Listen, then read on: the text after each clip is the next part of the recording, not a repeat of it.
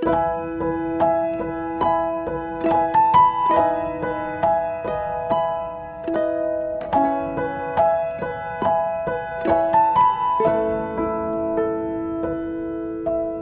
Yesus memberkati. Terima kasih Kak Frans. Mari kita berdoa. Bapa, kami bersyukur untuk malam hari ini.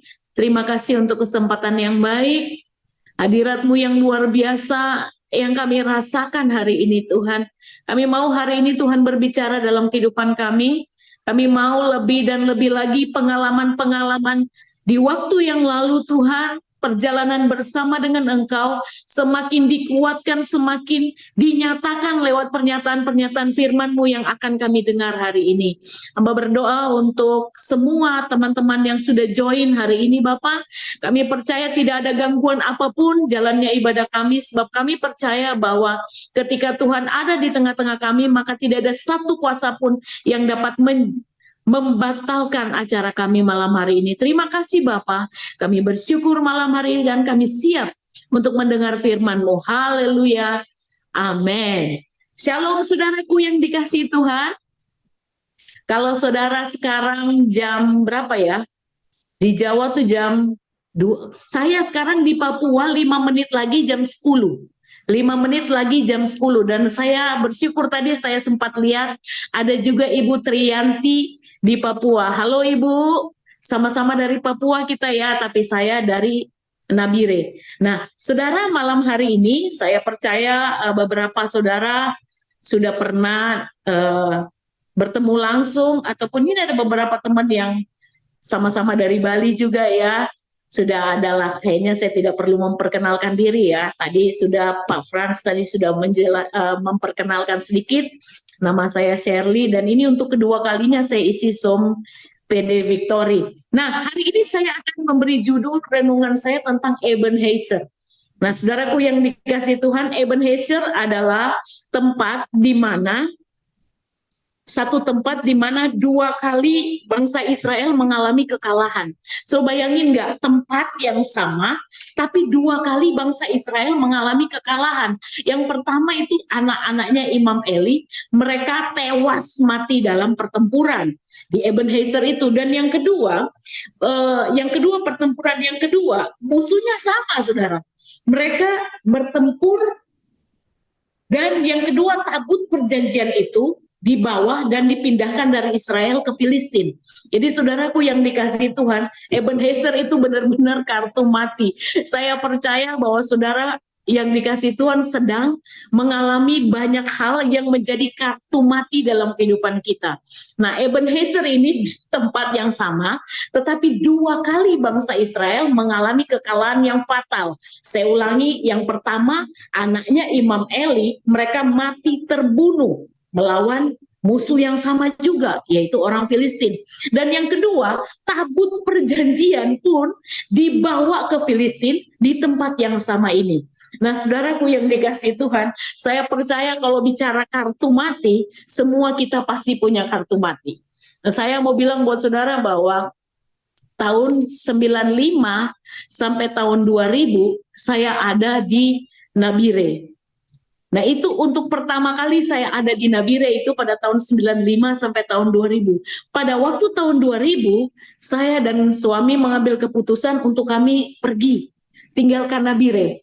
Ada satu peristiwa yang memaksa kami untuk kami mengambil keputusan seperti itu. Dan ini merupakan kartu mati kami. Tapi yang terjadi pada waktu tahun 2022, suami saya mendengar suara bahwa kami harus kembali ke tempat di mana kami kalah. Nah, saudara, ini merupakan proses yang begitu panjang buat saya untuk belajar, mengambil satu keputusan. Dari dulunya kami tinggal di Papua, kami harus pindah ke Bali. Dan setelah kami 23 tahun tinggal di Bali, suami tiba-tiba ajak saya berunding untuk saya kembali lagi ke Nabire. Saudara, ini merupakan benar-benar kartu mati buat saya. Saya merasa bahwa sudah 23 tahun, sudah termasuk agak nyaman lah kami berada di Bali dan ternyata harus kembali lagi ke sini. sama seperti Ebenezer ini merupakan kartu mati. Tuhan mau apa yang belum saya selesaikan yang lalu, yang menjadi kekalahan saya tahun 95 sampai 2000, saya harus tuntaskan dengan kembali lagi saya di kota ini. Nah, saudaraku yang dikasihi Tuhan, hari ini kita akan baca firman Tuhan sama-sama di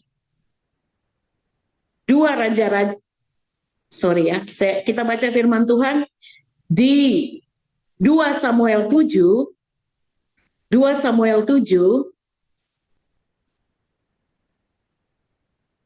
ya. Kita akan baca firman Tuhan 1 Samuel 7 ayat 12. Maafkan saya. 1 Samuel 7 ayat 12. Ya, udah ketemu, saya baca buat saudara.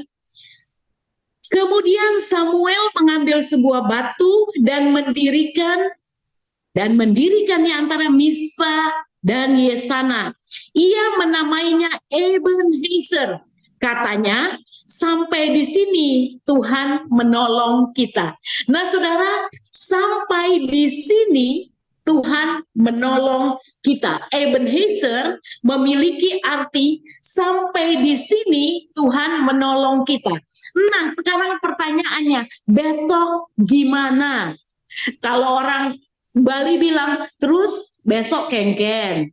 Besok gimana? Kalau cuman hari ini Tuhan tolong kita, terus besoknya gimana? Nah, saudaraku yang dikasihi Tuhan, ternyata pengertian gramatikalnya dari Ebenezer yaitu sejauh mana kita mempercayai Tuhan, sejauh itu pun Tuhan pasti menolong kita. Jadi sekali lagi dengan sepakat dengan saya akan mengulangi lagi pengertian dari Ebenezer, yaitu sejauh mana kita mempercayai Tuhan, sejauh itu Tuhan akan menolong kita. Nah, saudara, saya cerita lagi bagaimana waktu saya masuk ke Nabire, saudara. Tinggal di Nabire ini, ada tadi yang ibu tadi yang saya sudah bilang tadi, dia juga dari Papua. Saudara, panasnya di Nabire ini luar biasa, saudara. Lebih dari yang di Denpasar. Jadi saudara bayangkan, saya masuk ke Nabire ini tidak bawa apa-apa. Jadi saya memang dapat rumah di sini, tapi saya tidak punya fasilitasnya, saudara. Saudara kebayang dong, badan seperti saya tinggal di kamar yang panas, nggak ada AC, dan saya diberkati kasur, saudara. Teman saya kasih saya kasur, tapi tahu nggak, saudara? Kasurnya itu lebarnya cuma 120. Sementara saya harus tidur berdua dengan suami saya di kasur yang 120 itu, saudara. Saya aja lebarnya 120, mau tidur di kasur 120, tetapi Tuhan tuh luar biasa. Setiap malam saya kadang-kadang berdoa, Tuhan, kalau boleh hujan, Tuhan, kalau boleh hujan, karena panasnya minta ampun. Saya nggak pernah tutup jendela, saudara ya. Saya buka terus jendela karena luar biasa panasnya. Tetapi saya mau bilang buat saudara begini, bahwa ketika saya mempercayai bahwa Ebenezer itu sampai di sini Tuhan menolong kita, saya percaya selanjutnya demi selanjutnya dalam kehidupan pelayanan kami, Tuhan selalu tolong. Nah, saudara, saya mau ajak buat saudara ada 3 poin yang saya mau share malam hari ini. Kenapa dalam pembacaan ini bangsa Israel dia bolak-balik kalah dengan musuh yang sama. Nah, kalau saudara tidak keberatan, kita akan lihat kenapa sih, saudara, bangsa Israel ini dikatakan dalam ayat-ayat yang 1 Samuel tadi yang saya baca itu. Saya baca buat saudara ya, dalam 1 Samuel 2 tadi dikatakan begini, 1 Samuel 7 ayat 2 dibilang begini, saudara ya. Sejak saat tabut itu tinggal di Kiryat Yearim, berlalulah waktu yang cukup lama, yakni 20 tahun, dan seluruh kaum Israel mengeluh kepada Tuhan. Saudara bayangkan, bangsa Israel ini mengalami kekalahan, mengalami penindasan 20 tahun, dan sepertinya Tuhan tidak tolong mereka. Padahal, saudara, Setiap kita tahu bahwa bangsa Israel adalah bangsa pilihan Tuhan, tetapi kenapa berlalunya waktu bangsa Israel mengalami pending pertolongan Tuhan 20 tahun lamanya. Nah, kita akan belajar, ada 3 poin yang akan saya share buat saudara. Yang pertama, ayat 3 dan 4 berkata seperti ini. Ya. Lalu berkatalah Samuel kepada seluruh kaum Israel demikian, jika kamu berbalik kepada Tuhan dengan segenap hati, maka jauhkanlah para Allah asing dan para asitoret dari tengah-tengahmu, dan tujukanlah hatimu kepada Tuhan dan beribadahlah hanya kepadanya, maka ia akan melepaskan kamu dari tangan orang Filistin. Kemudian orang Israel menjauhkan para Baal dan para asitoret dan beribadah hanya kepada Tuhan. Nah, saudara, ternyata poin yang pertama, kenapa 20 tahun mereka tidak mengalami pertolongan Tuhan, kenapa bangsa Israel 20 tahun mereka ada dalam penindasan? Karena yang pertama, fokus mereka. Jadi ketika mereka mengalami masalah, mereka hanya fokus kepada masalah mereka sendiri. Saudaraku yang dikasihi Tuhan, gak jarang kita juga anak Tuhan, waktu kita sedang mengalami masalah, kita mungkin sedang ikut dalam ruang meeting Zoom seperti ini, kita sedang dengar firman Tuhan, tetapi pikiran kita nih terintimidasi dengan besarnya masalah kita. Kadang-kadang kita suka menyanyi, aku punya Tuhan yang besar, tetapi enggak begitu, enggak seperti yang kita nyanyikan. Yang terjadi, kita sedang membayangkan, Tuhan, masalahku begitu besar. Nah, bangsa Israel ini pun mereka datang betul berdoa kepada Tuhan, tetapi mereka hanya mengeluhkan masalah demi masalah. Saudara, saya tahu saudara bahwa dalam kehidupan orang percaya pun kadang-kadang kita diperhadapkan pada masalah, dan ketika kita berhadapan dengan masalah, kita berkata bahwa Tuhan, terlalu besar masalah yang kuhadapi, terlalu ribut ini yang saya hadapi. Saudaraku yang dikasihi Tuhan, saya mau cerita buat saudara bahwa proses dalam kehidupan kita orang percaya itu, sekalipun kita hamba Tuhan, kita sedang diuji apakah kita sungguh percaya dan fokus kepada Tuhan, atau kita lebih fokus kepada masalah-masalah kita. Nah, yang seringkali kita lihat bahwa kita suka tuh waktu masih pacaran, saudara, kita suka lihat tuh ya, kita masih suka menyanyi tuh. Sudah pernah dengar zaman-zamannya saya dulu kan ada tuh lagu-lagu jadul yang mungkin ada yang seumuran dengan saya tuh paling ingat tuh lagu-lagu kayak gini. Kalau masih pacaran bucin-bucin itu loh saudara, nyanyinya gini, biar ku makan hanya sekali, begitu kan lagunya gitu ya. Lagunya, biar ku makan hanya sehari sekali, woi asam lambung woi. Biar ku tidur hanya berkasur jerami, gatel-gatel saudara. Tetapi karena masih pacaran, kayaknya itu semua oke-oke aja. Nah, giliran sudah menikah, ketika mulai merasa ada masalah, ada kekurangan, kadang-kadang kita lupa fokus kepada Tuhan, tetapi kita fokus kepada masalah-masalah kita sendiri. Nah, kekasih Tuhan, saya mau cerita buat saudara bahwa dalam perjalanan kehidupan saya juga, saya kadang-kadang juga mengalami seperti bangsa Israel ini. Saya tidak fokus kepada pertolongan Tuhan, tetapi saya juga seringkali fokus kepada masalah saya. Nah, saudara, beberapa waktu yang lalu, waktu anak nomor 2 saya keterima untuk masuk di Fakultas Ekonomi UNUD, saudara ya, dia masuk lewat jalur yang saya nggak nyangka dia bisa lolos, saudara ya. Saya tuh berpikir bahwa Tuhan, anak ini dengan pertolongan Tuhan, dia masuk di situ. Tetapi uang semesternya lumayan. Bagaimana caranya? Saya mulai berpikir, saya berunding dengan anak saya yang nomor 1, saya bilang bagaimana ini ya? Kok adik ini masuk di Fakultas Ekonomi?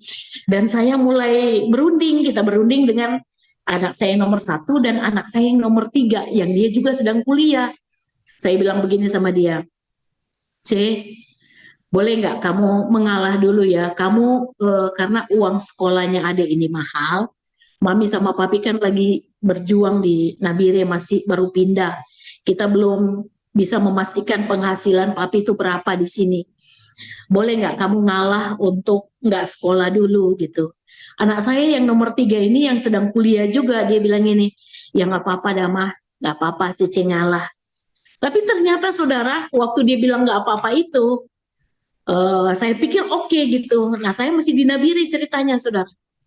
Tapi ternyata waktu saya balik, dia itu tulis catatan kegundahan hatinya itu dia tulis saudara di buku catatan harian yang punya saya yang saya tinggalkan di Bali. Dia nggak nyangka kalau saya balik ya saudara. Jadi waktu saya balik, saya buka-buka lagi catatan harian saya. Di situ dia tulis begini, Tuhan, apakah saya harus berhenti kuliah?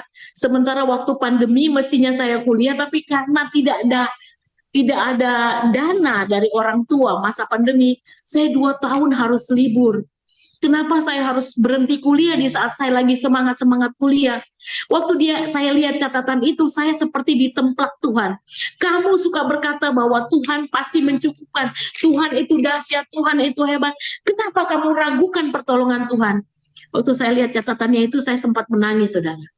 Saya bilang, iya ya, saya cuma pintar berkhotbah, Tuhan hebat, Tuhan dahsyat.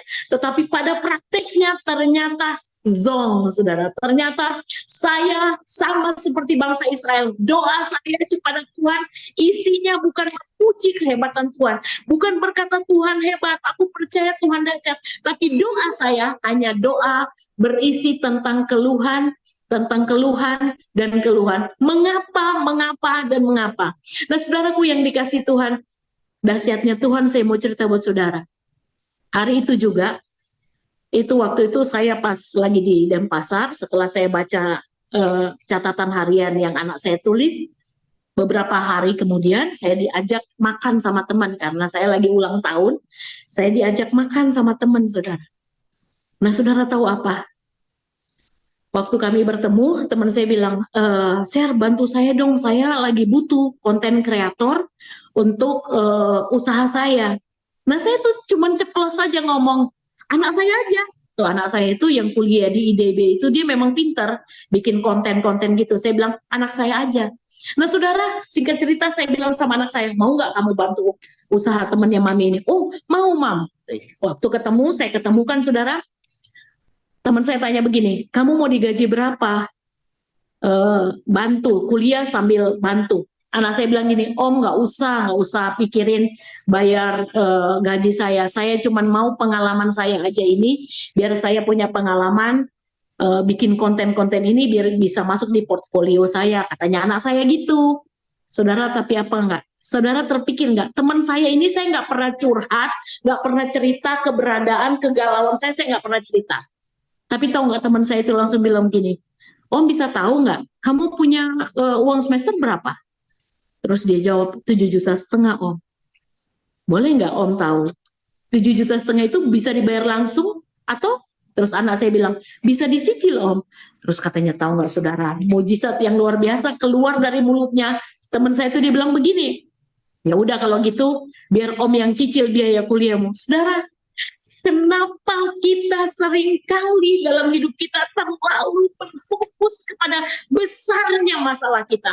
Kita lupa bahwa yang kita selalu baca dalam firman Tuhan, yang selalu Tuhan katakan bahwa Ebenezer, sampai di sini, sejauh mana kita mempercayai Tuhan, sejauh itu pun Tuhan pasti menolong kita. Saudara, itu satu pukulan yang benar-benar membuat saya, ya Tuhan itu dahsyat banget.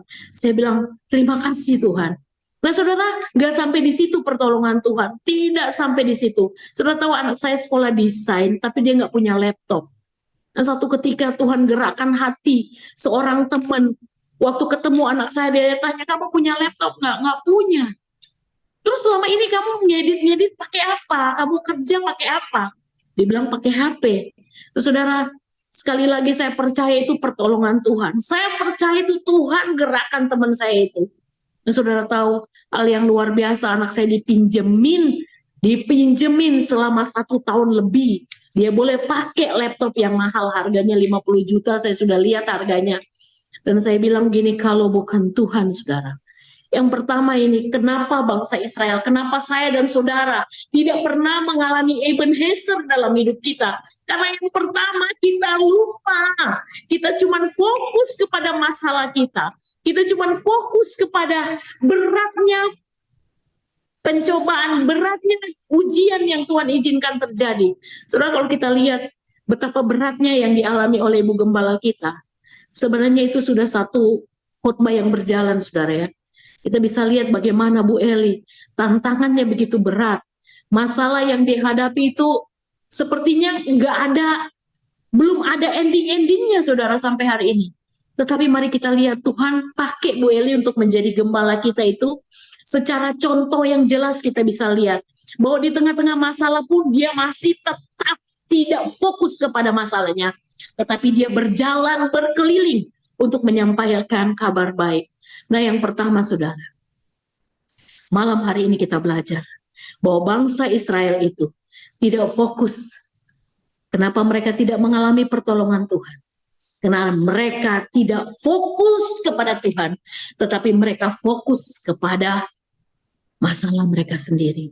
Saudara, kalau kita masih ada, tadi kan dikatakan tadi di sini bahwa singkirkan Baal dan para Asitoret dan hanya beribadahlah kepada Tuhan.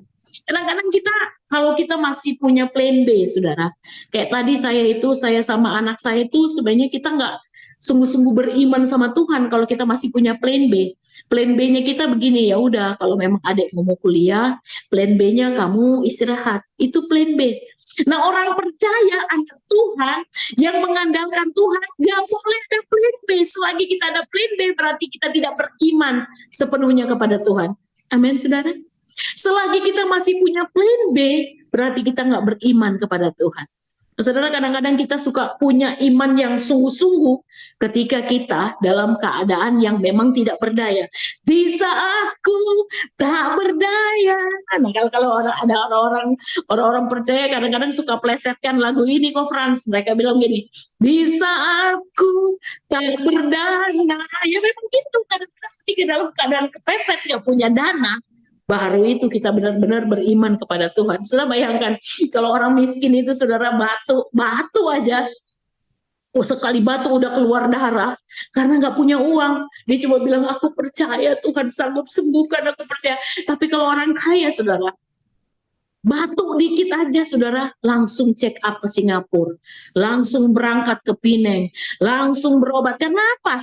Mereka punya plan B yang banyak. Tetapi kalau kita sungguh-sungguh sama Tuhan, udah tidak ada lagi yang kita bisa andalkan. Sama yang saya ceritakan tadi, tidak ada lagi yang bisa diandalkan. Satu-satunya kita hanya berkata, aku percaya. Nah, saudara, yang pertama kenapa bangsa Israel tidak mengalami pertolongan Tuhan? Karena mereka masih tidak fokus kepada kehebatan Tuhan, tetapi justru mereka fokus kepada masalah mereka sendiri. Nah, saudara, sekali lagi saya bilang, mungkin kita bisa rajin datang ibadah. Mungkin hari ini pun kita sedang duduk mendengarkan ibadah Zoom meeting ini. Tetapi bagaimana fokus kita? Kita mesti perhatikan baik-baik. Apakah masalah besar itu menyingkirkan kebesaran Tuhan? Kadang-kadang masalah itu jadi Baal Asitoret, menjadi berhala dalam kehidupan kita.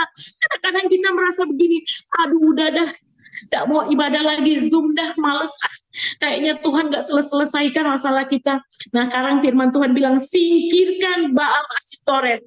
Ketakutan kita juga bisa menjadi masalah yang besar dalam kehidupan kita. Ada seorang teman yang berkata begini, Bu Shirley, saya punya anak rohani, dia lagi belajar, lagi mulai bisnis skincare, saudara ya. Dia lagi ciptakan serum, dia lagi memulai serum, terus dia bilang begini, dia panggil saya Mami, Mam, saya mau mulai ini bisnis skincare, saya mulai dari produk pertama itu serum. Gimana ya, Mam, kalau seandainya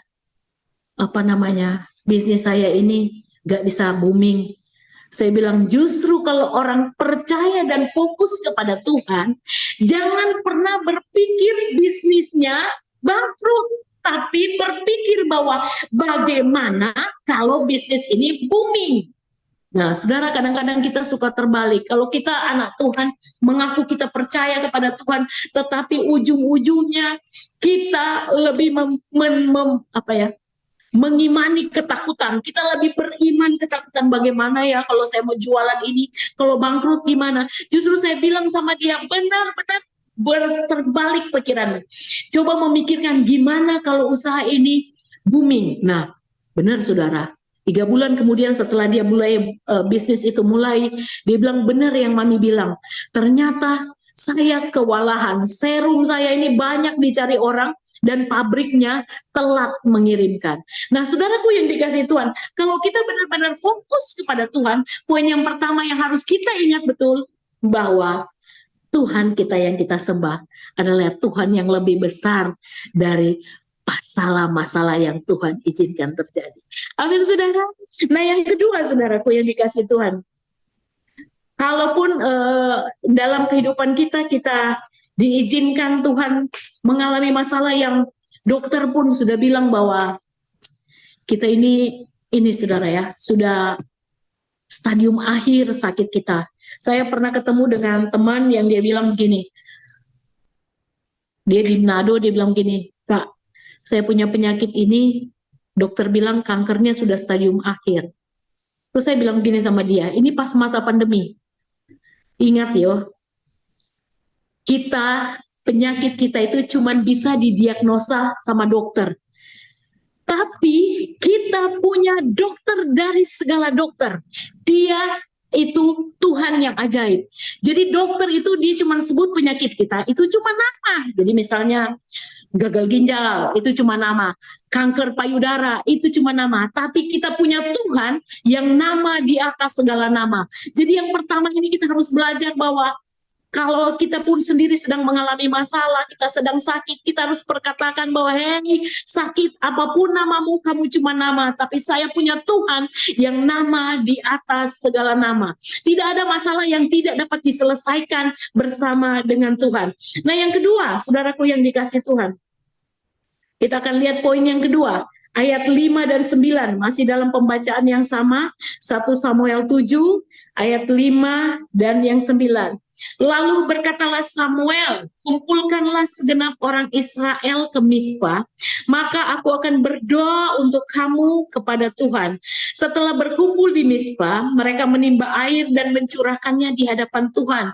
Mereka juga berpuasa pada hari itu dan berkata di sana, kami telah berdosa kepada Tuhan. Dan Samuel menghakimi orang Israel di Mispa.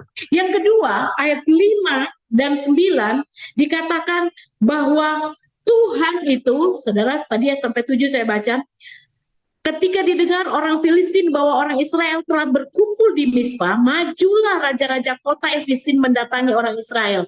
Serta didengar orang Israel demikian, maka ketakutanlah mereka terhadap orang Filistin. Lalu kata orang Israel kepada Samuel, janganlah berhenti berseru bagi kami kepada Tuhan Allah kita, supaya ia menyelamatkan kami dari tangan orang Filistin itu.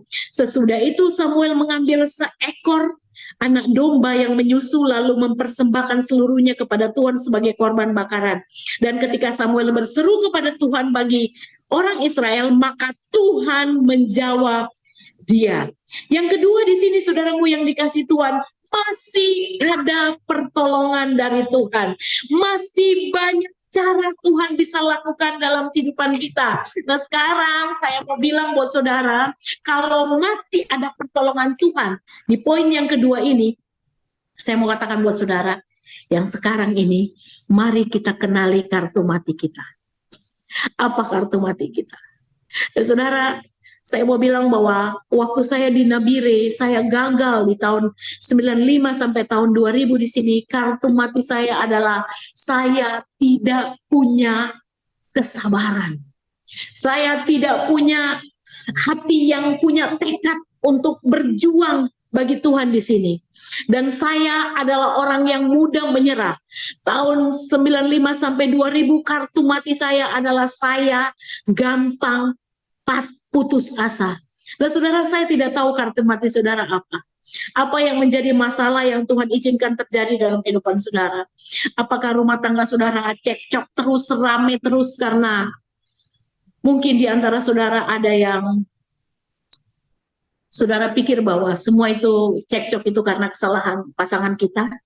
Gak juga saudara. Saya sering kali bikin konten di TikTok saya bilang begini bahwa jatuh cinta cukup sekali. Tetapi membangun cinta diperlukan effort yang terus-menerus. Setiap hari kita harus bangun cinta. Dan saudara sudah pernah dengar, mungkin kita koreksi diri, jangan-jangan kartu mati kita karena kita terlalu cerewet, saudara. Biasa ibu-ibu itu kan punya kelebihan di banyak omong, saudara ya. Termasuk saya. Ada satu cerita tuh, mungkin saudara sudah pernah dengar cerita ini. Ada seorang suami yang, dia nggak tahan. Istrinya itu kerjanya ngomel aja. Kerjanya marah aja. Ketika dia bilang gini, sudah dah, kalau kamu marah terus, saya sudah punya rencana. Nanti malam kalau masih ngomel terus kamu tidur, di belakang rumah itu ada sumur angker. Ada sumur yang udah nggak dipakai lagi, dan terkenal di situ sumur itu ada setannya.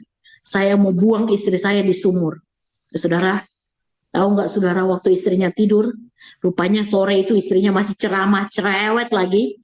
Malam-malam itu saudara, waktu istrinya tertidur, suaminya gendong istrinya, lalu dia buang ke sumur. Saudara, hari pertama dia happy banget. Oh, betapa happynya hidup saya tanpa kicauan istri saya, betapa bahagianya hati saya, istri saya tidak ada suaranya hari ini. Hari pertama dia happy.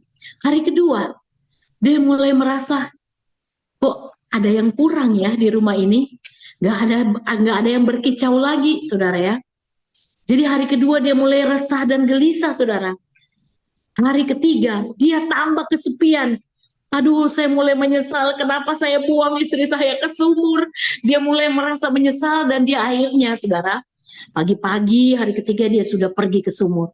Waktu dia masuk lihat dalam sumur, tiba-tiba setan keluar. Tiba-tiba ada setan keluar. Setan, dia tanya, setan, kamu lihat istri saya enggak? Setan bilang, saya ini sudah puluhan tahun tinggal di sumur ini, tetapi gara-gara kamu buang istrimu ke sini, saya nggak tahan. Saya mau keluar aja. Saudara bayangin, sampai setan pun nggak tahan karena kecerewetan istrinya. Dan saya mau bilang buat saudara begini, saudara, belajar. Kalau mungkin kecerewetan saudara, kartu mati saudara adalah cerewet, belajarlah cerewet itu pakai untuk melayani Tuhan. Saudara, pakai untuk penginjilan, pakai untuk ajak banyak teman-teman untuk bergabung di PD Victory, ajak teman-teman kesaksian-kesaksian hidup saudara, bawa untuk hormat dan kemuliaan nama Tuhan. Saya nggak tahu apa kartu mati kita.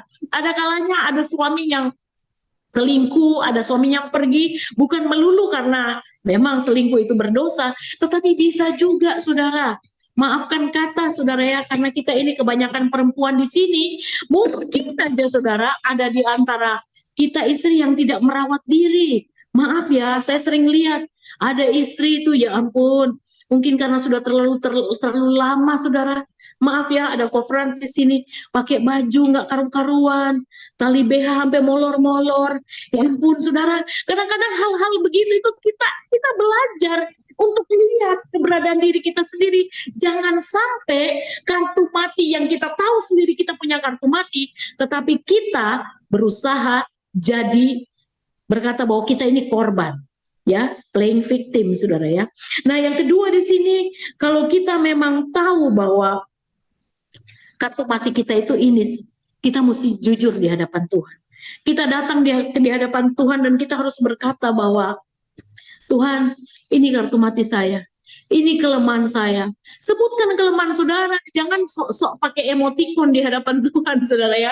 Ngomong secara jujur, Bapak, tidak ada yang bisa saya sembunyikan di hadapanmu. Mungkin masalah ini yang terjadi karena saya Misalnya ya, kartu mati saudara ketika saudara kesusahan karena saudara boros. Misalnya kartu mati saudara, keluarga saudara, suami saudara bangkrut karena saudara terlalu sering gesek kartu kredit. Itu saudara akui di hadapan Tuhan dengan jujur. Ingat saudara, waktu bangsa Israel diajak untuk dihakimi di depan di waktu Samuel mempersembahkan korban dan dia mulai menghakimi satu-satu, artinya begini saudara, kita belajar untuk terbuka hidup kita dibentuk firman Tuhan. Waktu firman Tuhan datang dalam hidup kita, kita mulai berkata bahwa thank you Tuhan, ini firman Tuhan buat saya. Jangan kadang-kadang orang selalu berkata bahwa aduh, bagus sekali firman Tuhan di PD Victory tadi, hari Selasa kemarin tuh, bagus sekali firman Tuhan, tapi itu buat Bu Imelda katanya, buat Ibu Igun katanya, bukan buat saya. Kadang-kadang kita berpikir bahwa firman Tuhan itu buat orang lain. Tetapi kalau kita mau hidup kita diberkati oleh Tuhan, masih ada pertolongan dari Tuhan, belajar untuk mengaku dengan jujur, Tuhan ini kartu mati saya. Saudara mau untuk hidup mengalami pertolongan Tuhan, untuk mengalami Ebenezer dalam kehidupan saudara? Yang kedua, percayalah, Tuhan tidak pernah tinggalkan saudara. Ketika saudara mengaku kehidupan saudara di hadapan Tuhan, jujur kelemahan saudara-saudara katakan di hadapan Tuhan, maka pertolongan Tuhan akan datang dan bersegera dalam kehidupan saudara. Yang ketiga, yang terakhir saudaraku, yang ketiga yang terakhir, nah saya mau bilang sebelum kita masuk di poin terakhir, kalau saudara ada tanda-tanda pertolongan Tuhan itu mau terjadi dalam hidup kita, biasanya saudara ya, biasanya tuh kan ada ayatnya tadi bilang, tapi Samuel waktu itu mereka sedang waktu mempersembahkan korban itu, Samuel bilang waktu itu krisis sedang terjadi, air merupakan barang yang berharga banget bagi mereka pada waktu itu, tapi Samuel sedang berbuat yang terbaik, dia mencurahkan air. Itu tandanya apa saudara? Kadang-kadang walaupun pertolongan Tuhan itu datang dalam kehidupan kita, tanda-tandanya itu gampang saudara. Pada saat kita sendiri dalam keadaan terjepit, susah, ada orang minta tolong. Kita sendiri susah, tapi masih ada orang minta tolong dalam kehidupan kita. Itu biasanya jangan kita lewatkan saudara. Justru itu ketika kita melakukan, itu justru saatnya pertolongan Tuhan itu datang dalam kehidupan saudara. Biasanya sudah dekat pertolongan Tuhan kalau saudara sendiri lagi kepepet, tiba-tiba ada orang yang halo Bu Shirley, pinjam 100 dong. Nah ini saudara, yang kayak gini-gini biasanya kalau kita sendiri dalam keadaan kepepet, terus ada orang yang lebih kepepet lagi dan kita mau bantu, biasanya itu pertolongan Tuhan itu segera datang dalam kehidupan kita. Nah yang terakhir, ayat 10 sampai dengan ayat 14, saya baca buat saudara ya. Sedang Samuel mempersembahkan korban bakaran itu, majulah orang Filistin berperang melawan orang Israel.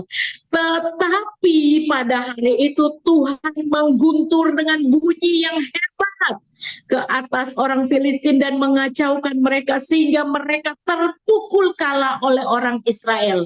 Keluarlah orang-orang Israel dari Mispa mengejar orang Filistin itu dan memukul mereka kalah sampai hilir Berkar. Kemudian Samuel mengambil sebuah batu dan mendirikan di antara Mispa dan Yesana. Ia menamainya Ebenezer, katanya sampai di sini Tuhan menolong kita. Demikianlah orang Filistin itu ditundukkan dan tidak lagi memasuki daerah Israel. Tangan Tuhan melawan orang Filistin seumur hidup Samuel. Dan kota-kota yang diambil orang Filistin daripada Israel kembali budak kepada Israel. Mulai dari Ekron sampai Gad. Dan orang Israel merebut daerah sekitarnya dari tangan orang Filistin. Antara orang Israel dan orang Amori ada damai. Yang ketiga saudara, waktu kita mempercayai bahwa Ebenezer, sejauh mana kita percaya, sejauh itu Tuhan menolong kita.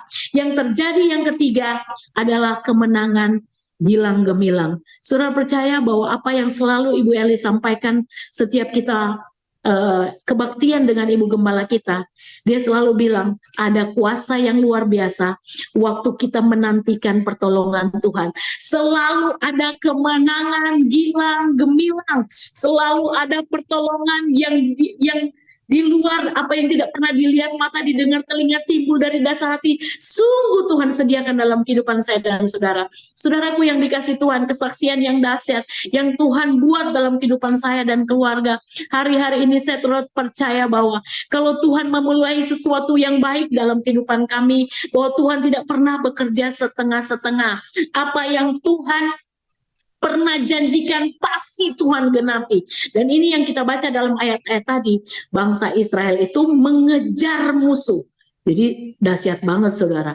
Mereka tuh diperlengkapi, bukan kalau tadi kan kita lihat mereka begitu ketakutan ketika mulai dikepung. Dan kita lihat waktu mereka menyadari bahwa pertolongan Tuhan itu ada.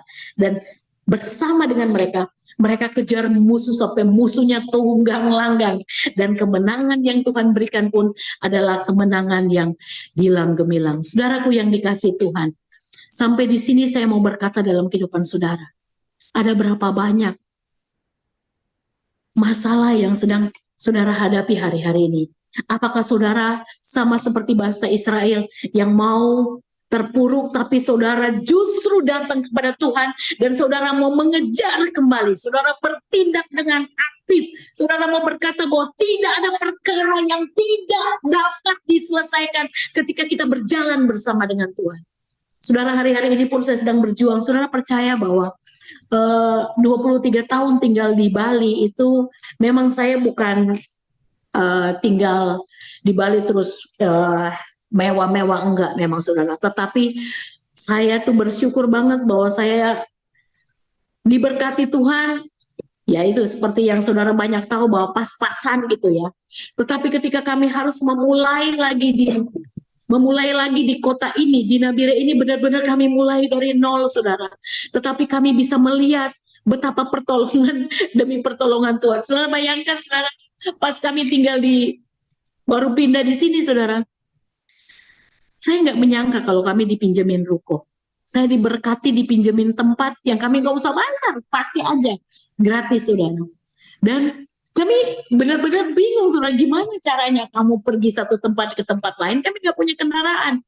Tapi hal yang luar biasa juga Tuhan perlengkapi saudara. Saya bercanda-bercanda sama teman saya dikasih aja sama seorang teman. Dia bilang, ada mobil, ini pakai aja saudara. Saudara tahu mobilnya mobil apa saudara? Mobile Legends saya bilang, karena mobilnya lebih tua dari anak saya. Tetapi saya bersyukur. Saya cuma mau bilang begini, waktu kita berjalan bersama Tuhan, waktu kita mau melangkah bersama Tuhan, percayalah bahwa Ebenezer itu terjadi dalam kehidupan saya dan saudara. Jadi saudara jangan pernah takut, jangan pernah khawatir. Ketika saudara mentok sedang menghadapi pergumulan, ingat, koreksi diri saudara sendiri dan berkata, Tuhan ampuni saya mulai fokus, mulai menjadikan masalah sebagai berhala saya. Saya lupa kalau saya punya Tuhan yang besar. Yang kedua, akui dengan jujur di mana kartu mati saudara. Dan bilang, Tuhan ini kartu mati saya. Saya tidak mau mempunyai mentalitas korban. Saya selalu menyalahkan pasangan, menyalahkan mertua, menyalahkan orang lain. Tapi kalau ada kartu mati itu dari saya mau berubah. Dan yang ketiga, ingat saudara, waktu saudara percaya bahwa Tuhan ada dan Tuhan tetap memberi pertolongan, dan pertolongan Tuhan itu bukan pertolongan yang biasa, tapi pertolongan Tuhan adalah kemenangan yang gilang gemilang. Amin firman Tuhan. Tuhan Yesus memberkati. Mari kita berdoa. Bapa, terima kasih Tuhan untuk malam hari ini. Hamba boleh selesai berbicara, tetapi biar kebenaran firman-Mu ini tinggal tetap bekerja menjamah setiap hati, sehingga setiap yang datang dan setiap yang mengikuti Zoom malam hari ini dan ataupun yang mengikuti lewat YouTube, kami berdoa dalam nama Yesus Tuhan. Hamba tidak bisa lebih dan lebih jauh lagi menyampaikan, tetapi biar kebenaran firman-Mu ini yang bekerja dengan cara yang dahsyat, sehingga dapat menjangkau dan memberkati setiap umat-Mu yang sungguh merindukan pemulihan dari Tuhan. Terima kasih Bapak, memberkati PD Victory, Bu Gembala kami, dan semua teman-teman yang dengan setia dan tekun untuk mengikuti ibadah ini. Dalam nama Yesus kami bersyukur malam hari ini. Haleluya. Amin. Tuhan Yesus memberkati. Shalom.